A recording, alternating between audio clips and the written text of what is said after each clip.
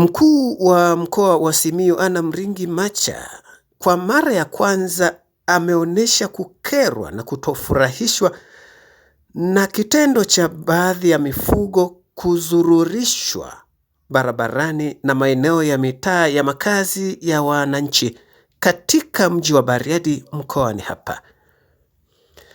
Sasa mkuu wa mkoa ameweza kutoa maelekezo mahususi kwa uongozi wa wilaya ya Bariadi, akimwelekeza mkuu wa wilaya hiyo Simon Peter Simalenga kuhakikisha kwamba anadhibiti vitendo hivyo.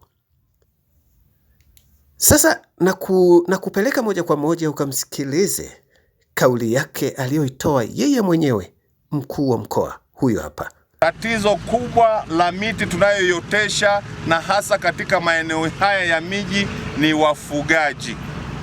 Leo hii tumeotesha miti katika shule hii ya Somanda, na miti hii tumeotesha miti ya matunda, na halafu tumeotesha miti mingine nimeambiwa jina lake hapa, mikangasi. Na sababu ya kuotesha hii miti ya mikangasi ni kwamba ni miti ambayo ni mizuri kwa ajili ya kuvuna mbao.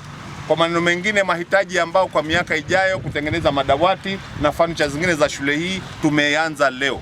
Lakini utashangaa hapa, kitu ambacho kitasababisha hii miti isikue ni wanyama watakaopitishwa hapa.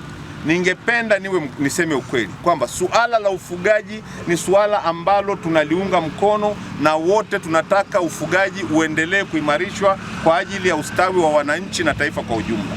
Lakini ningeliomba na ninawaomba na ninawasihi sana, na nilishaongea na kiongozi wa chama cha wafugaji, na wafugaji wenyewe tulishawahi kufanya nao mikutano, tukawaambia ufugaji huu nao uzingatie taratibu.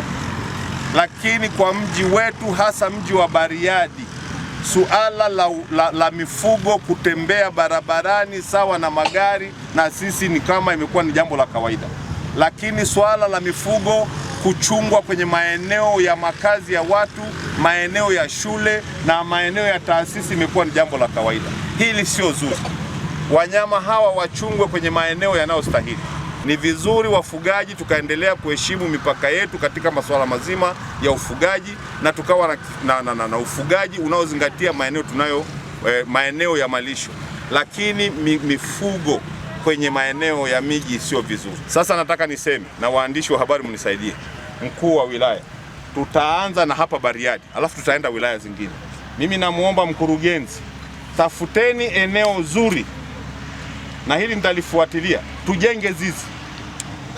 Tutajenga zizi, tuweke slabu nzuri, eneo moja tuweke slabu, alafu tutaweka zile fence ile ya kutumia haya bomba hizi, tulitengeneze ili tuanze kazi mahususi ya kukamata wanyama ambao watakuwa wanazagazagaa mitaani kuanzia tarehe 1 mwezi wa pili.